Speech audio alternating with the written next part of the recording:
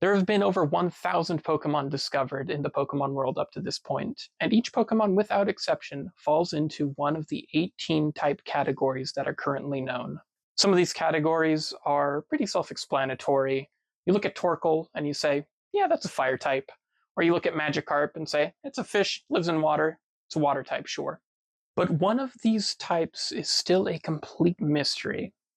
And since it appears that all important scientific research in the Pokemon world is delegated to 10 to 14-year-olds, it falls to me to answer the most important scientific question facing us in Pokemon today. What is going on with the normal type? So first off, let me explain exactly what I mean. Each Pokemon type has an easily identifiable trait or characteristic that immediately lets you know why a certain Pokemon is a certain type. For instance, electric type Pokemon have lightning powers. Steel type Pokemon are made of metal. Ghost type Pokemon are incorporeal. Fairy type Pokemon are pink. These are all things that immediately let you know why a certain Pokemon is a certain way. I mean, no one is looking at Vileplume, a giant poisonous flower monster, and wondering why it's a grass poison type. Normal, on the other hand, though, in a world of fire-breathing dogs and living balls of explosive gas, what does it mean to be normal? Is Nintendo really going to look us all in the eye with a straight face and tell us that Grafaiai is a normal type? Or, God forbid, Lickitung? There has to be something more going on here.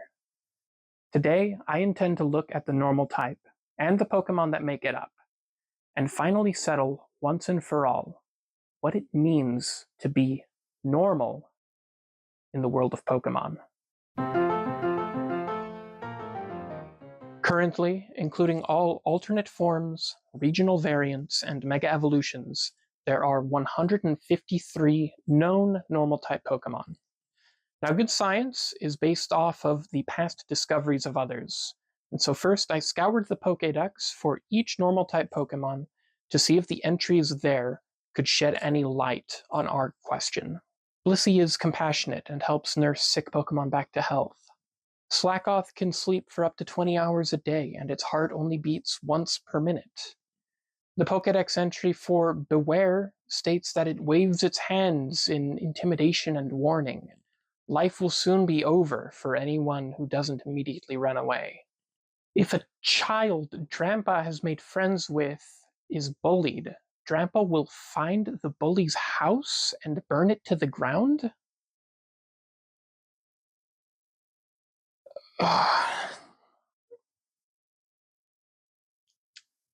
Okay. So far we have registered nurse, a creature so lazy it makes real-world sloths look like Usain Bolt, bear that can crush your bones into dust, and a child arsonist. Look, I'll be honest, and maybe I'm crazy, but so far, none of these are really screaming normal to me. So it seems pretty clear the Pokédex doesn't have the answers that we need. But I'm not going to give up. If the Pokédex doesn't have the answers we're looking for, we'll just have to go find them ourselves. Now, the first and most obvious line of reasoning is that normal type Pokemon are just Pokemon that don't have any naturally occurring elemental powers. While normal type Pokemon do often have expansive movesets with a wide variety of types that they can draw from, most of these moves that they can learn are only available to them through human intervention and training. Snorlax, for instance, mostly just learns normal moves like Body Slam or Flail. It can learn moves like Fire Punch or Ice Beam, but these are moves that it wouldn't normally learn on its own. It has to use a technical machine. So there it is. Normal type Pokemon may have latent elemental abilities that can be drawn out by an experienced trainer, but these are not things that you would see a normal type doing in the wild, and therefore we can classify all normal type Pokemon in this way. Except, this doesn't explain Pokemon that are normal type, and some other type. Pyroar is a lion-like Pokemon whose fiery breath can reach 10,000 degrees Fahrenheit. That is the temperature of the surface of the sun. Why then is Pyroar also a normal type when Pokemon like Typhlosion or Rapidash aren't? Well, in that case, maybe normal types are just Pokemon that have real world analogs or are just less fantastical. I mean, we have rats, cats, mice, birds, owls, bulls, cows, chickens, pigs. Do we have chickens? Is there a chicken Pokemon? Blaziken. But then, what's the real world analog for Pokemon like Porygon, who's a living computer program? Or Ditto, who's a purple little blob that can mimic anything it sees? And what about Arceus, the literal capital G god of the Pokemon universe? Am I going to have to unravel the mysteries of God in order to provide a fulfilling answer to this question? And speaking of God, thank God there's not a real life analog to Lickitung, because I don't think I could live in a world where there's a bunch of 3'11" pink toddlers running around licking everything in sight with tongues that are twice as long as they are tall.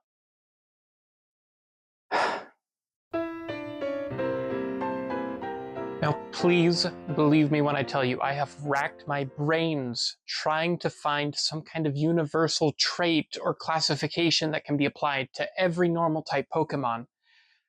But every time you think you've found it, some counterexample comes along and evaporates your hopes, like a desert oasis that you realize was only a mirage.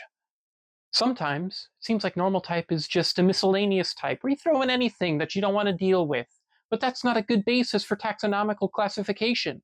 There's no category in real life for animals that we don't want to try and figure out. And before people start getting smart in the comments, no, you can't just say that all normal type Pokemon are normal because they're immune to ghost type attacks and weak to fighting. That's completely circular reasoning. Why is this Pokemon a normal type? Oh, because it's immune to ghosts. Well, why is it immune to ghosts? Because it's a normal type. Pikachu is not an electric type because it's weak to ground type attacks. Pikachu has electric powers, which therefore makes it an electric type, which then makes it weak to ground type attacks, not the other way around.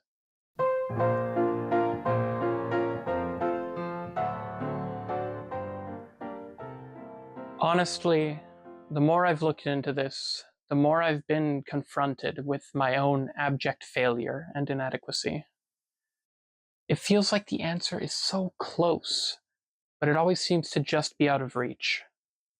Maybe a better Pokemon researcher could provide a fulfilling resolution to this quandary.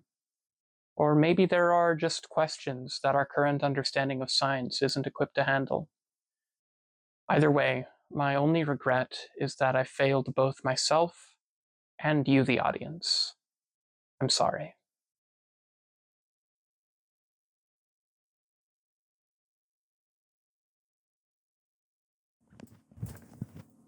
But what if that's been the key to the question all along? What if we've been looking at this from the wrong angle this entire time? Maybe scientific inquiry doesn't have the tools we need to unravel the mysteries of the normal type, but science isn't the only source of human knowledge. What if, instead of a question of science, this is a conundrum of philosophy? I mean, think about it. In the real world, can you define what it means to be normal? What is or isn't normal in any situation depends on the context of the situation, the perceptions of the individuals around you, and the culture of wherever you find yourself.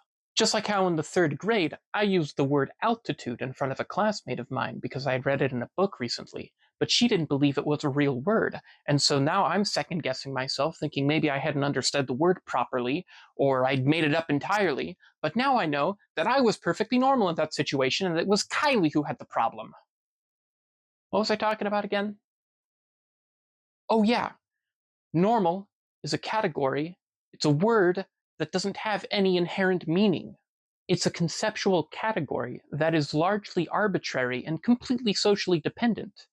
There's no set rule for what makes a Pokemon normal type, because there's no set rule for what makes anything normal, period.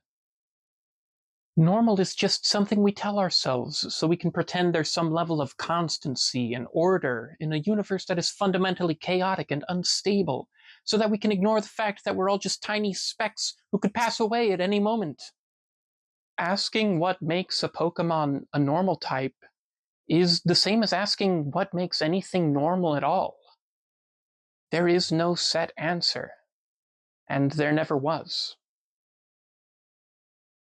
So, the next time someone asks you why a certain Pokemon is normal type, you can just tell them that normal is an arbitrary category born out of humanity's collective existential dread, and that it has no inherent meaning. Or something like that, I guess.